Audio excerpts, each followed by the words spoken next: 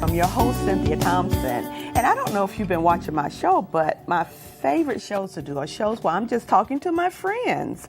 And today you're in luck. I have a few of my best girlfriends here, and we're going to talk about the things that ladies talk about. But before we start talking about this particular subject, let's go around and introduce ourselves. Let's start with you. Vivian Simmons. Vivian. Hello, I'm Janella Walker. Janella. Hi, I'm Wanda. And Wanda. And I'm May Bryant. Well, thank you so much for joining me today, ladies. You know, I kept a secret what our topic was going to be today because I had a feeling that you all would bone up and practice your answers to the questions, but I did not want that. Exactly. Now, all of us here at this table, we're at different ages, but we're over 30, right? Let me check. Everybody? So are you asking us to say our ages? No, you don't have to say your age. You can keep that a secret, but we're all over 30, right? Yes, we are. So you're all over 30. Yes. You know what? When we were younger in our 20s, we would date. And I don't know about you, but I had lots of boyfriends and lots of dates in my 20s. But I think the men have disappeared. So I guess I'm in a different stage of my dating relationships with men. Tell me, ladies, did you feel like after you turned 30 that changed for you too? Or is it just me? I think it changed. I think from learning and experiences, you learn to choose better. So then you're a little picky. You become a little picky. Anything else? Well, I think over time, our choices, the way we choose, becomes different. When you're younger, we don't have the kids, you don't have the responsibilities. As you get older, you have more responsibilities. You look at men differently. It's not just the cute anymore. They're not cute anymore. Well, I wouldn't say for that. More than that. You look for more than that. There's got to be more than just cute. They have to be responsible. You know, those kind. You know, the responsible aspect kind of kicks in. Kinda. Yeah. Jimmy, you were about to say something? Well, I think since as you get older, you don't always wait to be chosen. You're more discerning, so you choose yourself. You know what point. you want, and so you know you're looking at people differently. So yeah, that's what I think. That's a good point. That's a So good point. May, has it changed for you from your 20s to your over 30 dating life? Well, it's difficult to say because after 30, I wasn't dating because I was married. And so, you know, it's a little bit difficult to say what I was looking for because the person I dated was from college. And then after 30, it was the same person. And so it's a little bit difficult to know that transition after 30. But I could say definitely I grew and wanted something differently. So we were growing. As we were growing in our relationship, I would look for something different after 30 because I learned more. So do you think it's a good thing, like you said, you married your college sweetheart. Do you think it's a good thing to get married to that person or just wait until after you finish school? Because a lot of women are doing that now. They're waiting until after they finish college to get married. I think you should wait. Just because I'm not married to that person anymore, and I think we grew differently. I'm not saying it's a bad thing. I just think that, you know, when you're younger, you may not know what that other person wants. And if you don't discuss it earlier on, you're going to end up growing differently. I just think from my experience, that's what I got. I understand, Wanda, you were married for a short time, too. Do you think things would have been different for you had you waited until after you were in your 30s or more settled before you got married? I think so, because I was 20 when I got married, and he was my first official boyfriend. So I probably should have waited and experienced a little more about life and finished college, and then I probably would have probably not married the person I married. Is anybody else here married at this table? Go ahead. The finger. I waited until I was 34. Oh, really? I didn't get married until I was 34 years old, and I was probably the last in my group to do that. So there was a combination of things. I made a conscious choice to kind of wait. A lot of people up until that point were telling me, don't do it. Don't do it. It's a mistake. And I kind of listened thinking, okay, there must be something to that. And I hear that all the time too. And you're thinking like, well, don't do it, but there you are married. Yeah. And I kind of probably shocked myself. But anyway, that's another story. But I'm glad that I waited. I waited to have my children. I didn't have my first child until I was 36. And my second until I was 38. I'm glad. Yeah, I'm old. I'm glad I made that choice. But looking back, I probably felt a little pressure too because I had waited. I didn't really think about it until I was teaching Sunday school at the time, and this little girl, 10 years old, came up to me and said, "You're not married?" And I looked at her like, "What are you doing talking about marriage? You're only 10 years old." But it goes to show you, even young girls are taught that you need to be married as a woman. And I took offense to that. I'm like, I'm every woman. And I took a little bit of offense to that. But in the back of my mind, I'm thinking, well, maybe she's right. Maybe I should be married. Not that I felt like I was rushing, but a part of me probably did. I kind of can admit to that now. But I'm glad I waited. It was a good experience. We are obviously now separated. You know that. Yes. We separated amicably, which I think is a good thing because I married later. I married somebody who was a little bit more mature. We just kind of grew apart. We had different things going on.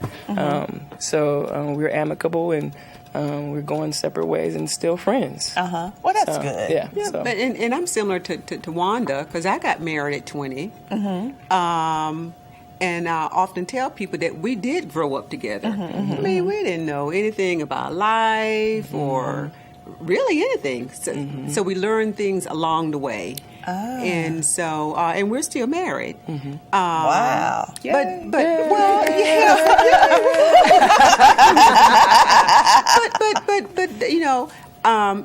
anytime you have another person in your life, you're going to have challenges. And I don't care who that person is, whether it's children or parents, any type of significant other, or even friends.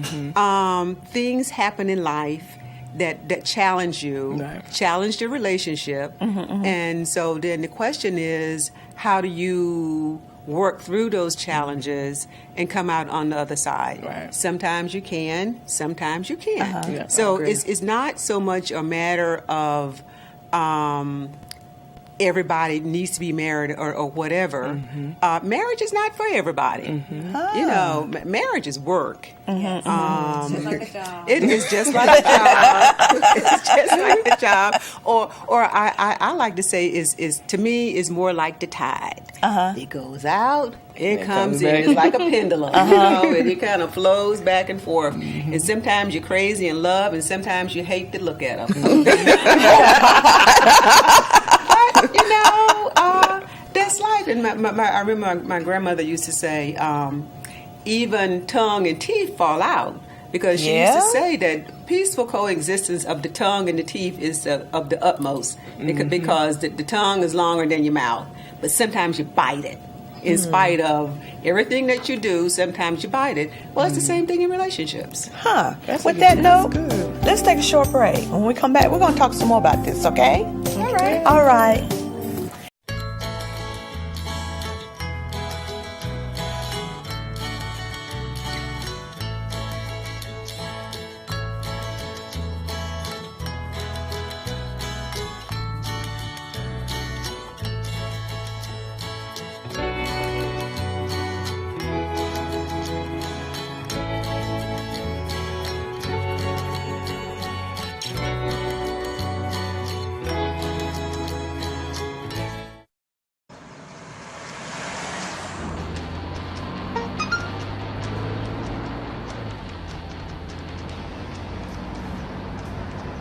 The average text takes your eyes off the road for nearly 5 seconds.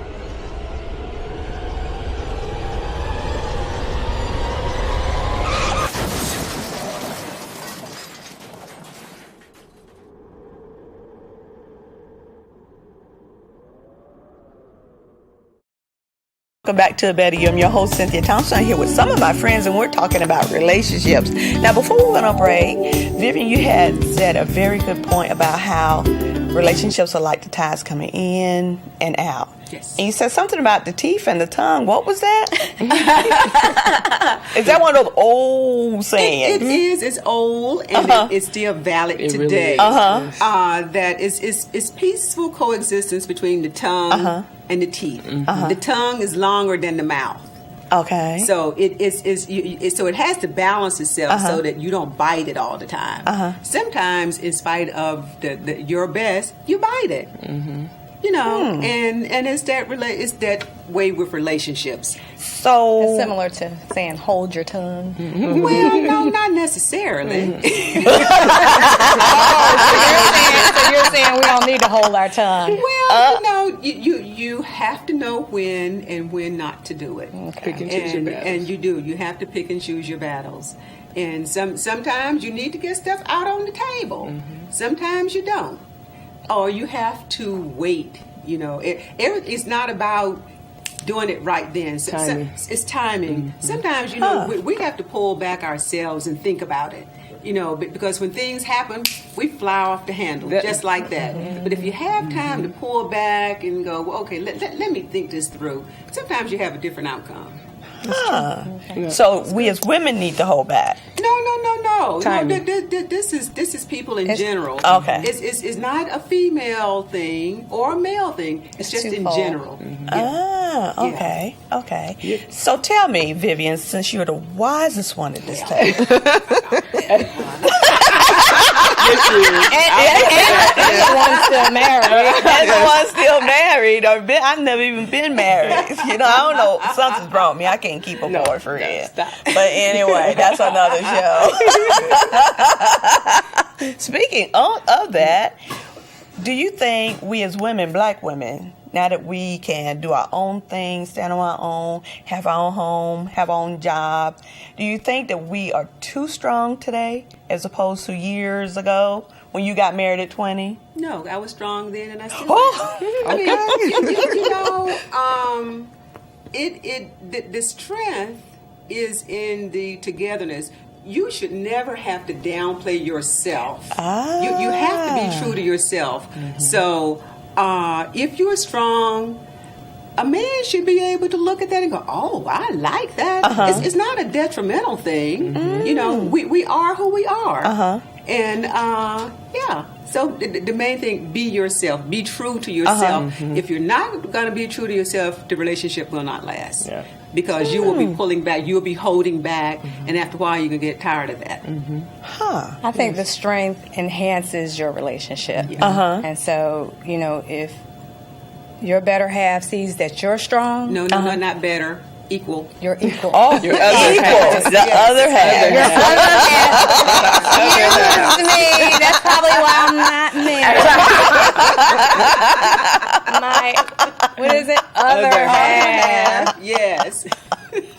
I should be enhancing with that strength. So Yes. both of us should be Right. equal partners. Partners. So, Yeah.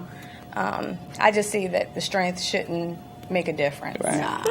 Yeah. What do you think, Wanda? I'm taking notes. It's like I wish I had a piece of paper and a pen. I'm like, okay. I think the thing, but I want to go back to Vivian. What Vivian said, you have to find the person who appreciates that strength. Yeah. Yes. Because there's some men who are a little intimidated by that strength. Yes. And so we have to recognize that in each other.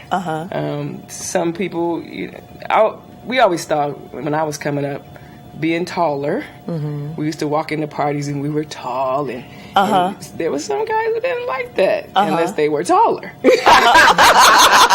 But you know, we could appear, but we like to have fun too, and it was just different. But you have to find the man who appreciates that, and not go after the one who doesn't. Yeah. And we be able to recognize that. Do you think the men today are intimidated by us, though? Yes. Uh-oh. I found that too, not only in saying my relationships, but my work relationships. I find that because of the environment I work in, the environment with a lot of men. So with me supervising men, Uh-oh. they feel like they're being intimidated by me. Oh, really? And it shouldn't be that way. And so, then there's the other issue of, then we're arguing about, you're not going to tell me what to do, but it's not about me telling you what to do. It's about me doing my job. Right. And so they feel a little bit intimidated. And they feel like I can't do this job because I'm a female. And so And yet there you are. You And there are. I am. And you're there you handling it are. very well. Exactly. Yeah, Yeah. exactly. then my finger has to come out. Wait a minute. What now? Not the finger. What? The finger comes out? My finger. What happens when the finger comes out? She's making her point. Exactly. Okay. So we need to watch for that. Yes. Literally. That's funny. But I think, when we as women try to get that strength or accomplish that strength, either whether it's at home or at work, I do feel like men become intimidated, especially if you're making more money and the man is not making more money. That happened in my previous relationship, and that person couldn't handle it. Then you argue about that. They don't really? feel like, they feel like they can't. If you're making more money than them, they don't want to ask you for money. And then, that may drive them to go other places. And so Right. it just brings in new issues that you didn't have to deal with. And it shouldn't be that way, because when they made more money, it wasn't an issue. Because the stereotype is there of men should make more than women, and so if he's not making that much money, then in his mind, well, I'm not the man because she's making more than me. So does that make me inferior to her? And there again, it comes back to an individual thing. Not everybody would do that. Look, my husband, go ahead on, chick. Make that money. But that's the difference. I think times are changing. With the economy being such that it is, people need to look at the money making thing differently. We're a team. At any given day, somebody could lose their job. Exactly. We have to go into relationships now saying we are a team no matter what. We got to let the stereotypes in the 1955 and that's all out the window. Even the traditional roles are out the window. Yeah. Men are now working in the home. Women are doing, so any given time, we got to figure it out and not be intimidated and all that drama of the past, bring that in the relationship. You have to make your own, whatever works best for you. And that's the challenge of today. We didn't have social media and Facebook. Now people can't even go in the house without doing this. When you bring this into the house, that's a whole, I heard people fighting over Facebook. What? Really? Or, unfriending their friend, just drama. So we got a whole new element of social media and making a way into relationships. Yeah, that's You have to true. make new rules of surrounding it. Facebook don't come in now. Just different things you have to discuss now that we didn't have to discuss even 10 years ago. So it's different now. You really have to sit down with a person. Trust can be jeopardized and all these kind of things. So it's a new day in so many different ways when it comes to relationships. And speaking of trust, that is so important. And so because I have friends that I travel with. And so people will ask me, "You going without your husband?" Yes. Well, what does he say? Nothing. I tell him, I'll see you when I see you. Yeah. I mean, because he trusts me. Once you trust people, Exactly. you don't have to put shackles on them. Yeah. The trust lets you know that, look, it's okay. I'm good. I'm good. We're good. Exactly. We're good. Yeah. Yeah. Yes, exactly. In the relationship. And it should be two-way. You Yeah. should be able Yes. to trust your mate Either the way. same way. Right. Whether it's the male, you should know if he wants to go Right. with the boys, then go wherever. You're good with it. Right. Exactly. Exactly. Because he should have his own friends. Yeah. And you should have yes, your own friends as well. I mean, you can both exactly. be best friends with each other, but you still need to have that outside You friendship do. circle. You do. You need that. That's real. It's balance. It's balance. Well, ladies, let's take a quick break. When we come back, I want to talk about how today we have so many single moms. How should they be raising their young men? Okay? I can answer We might have to do that another show. Look, you asking us?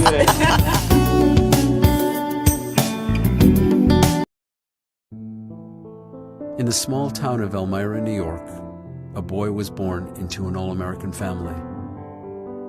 The odds of him opening his own clothing store at the age of 18? 1 in 138,000. Excited to be a part of pop culture, he packed for the big city. The odds of finding someone to invest in his vision? 1 in 4.5 million. The odds of him achieving his dream in the fashion industry? 1 in 23 million. The odds of having a child diagnosed with autism? 1 in 88. I am Tommy Hilfiger, and my family is affected by autism.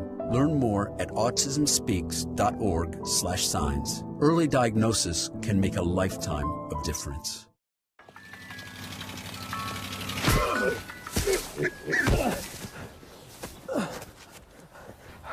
So, same time next week? Well, of course. Come back to a Better You. I'm your host, Cynthia Thompson, and I'm here with my friends, and I'm tickled too. But before we went on break, I said we're going to talk about how today in most homes you have the single mom with kids, with boys. Mm-hmm. So how does a single mom raise her son to be a good husband? How do you do that as a single mom? And I really admire women with little boys trying to raise them to be grown men. Mm-hmm. So tell me, ladies, because I don't know. I don't have any kids. Well, I guess I can speak to that. I have a 13-year-old son. Bless your heart. Bless his heart. And yours. Look, and you can say that a lot. Yes, I am. So he is really testing me. He's already come to me, I think at the age of 11. He's like, Mom, I need a girlfriend. And I'm like, really? What does that mean? And so we kind of talked about that, but I had to back him up a little bit on what relationships mean. It's more than just looks. You have to be able to trust them. And then I said, I backed him up even more. You need to be a good friend first. So we're working on the friend stuff right now. Of course, now he's 13. Hormones are raging. He even came to me just over the weekend. Mom, I saw this pretty girl.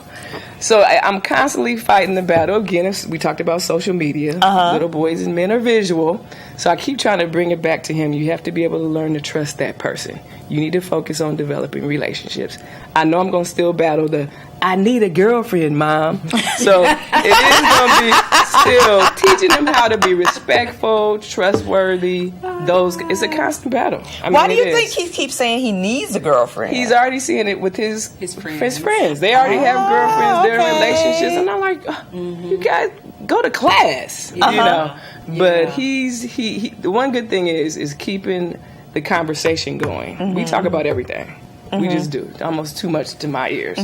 But it's just constantly talking about what happened today. How's your friends?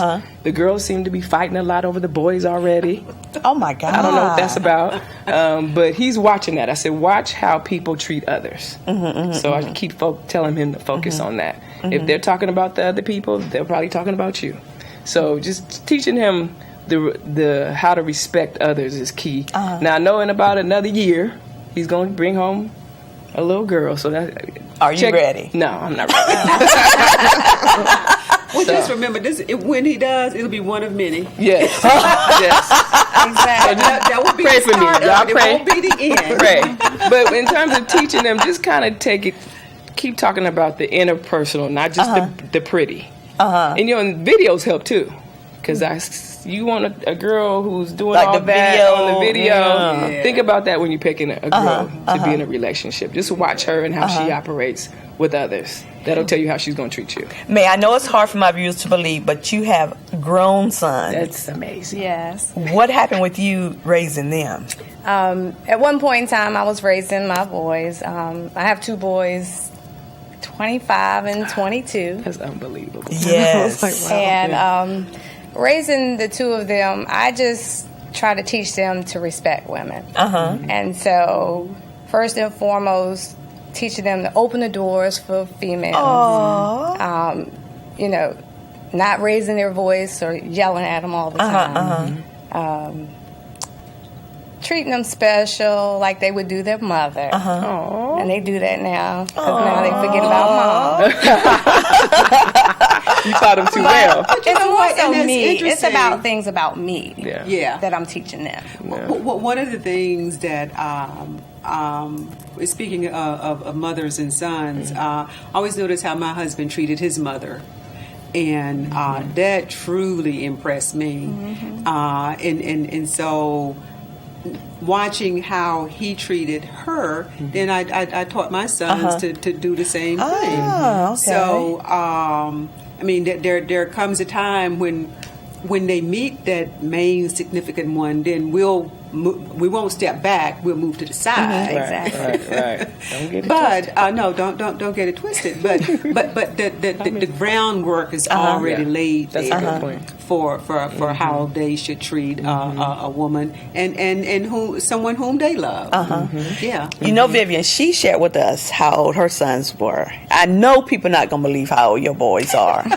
No, men are. You mind sharing that with us? No, in fact, I was laughing. I told my oldest son, I'm like, listen, do not call me Ma in public.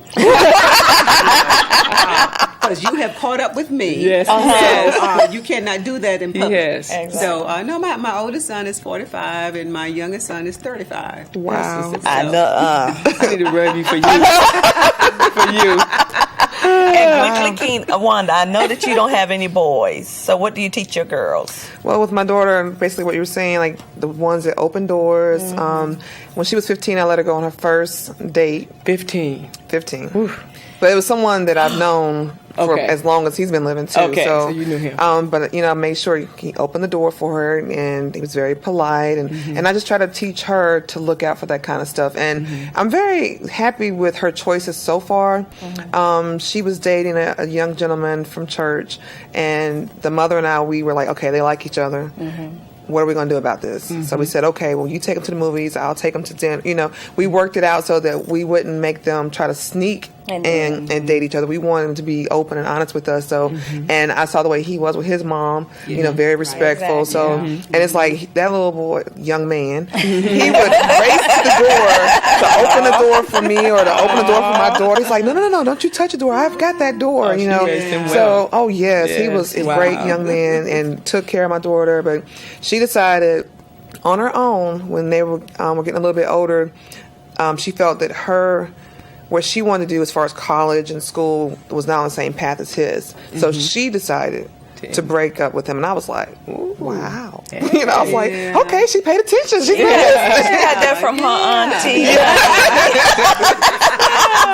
But I also said that to my boys, the same thing. You want the person to help enhance you. You don't want that person, not to say to bring you down, Right. but you want, A partner. a partner. No And drama. so if you see that No person drama. is not traveling the same way you are, you may have to let that person go.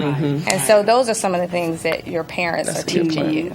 Believe it or not, ladies, we are out of time.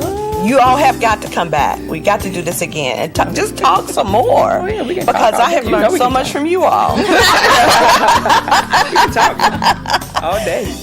And I want to thank all of you all for watching my show, A Better You, here on Public Access 21 every Wednesday night at 6 p.m.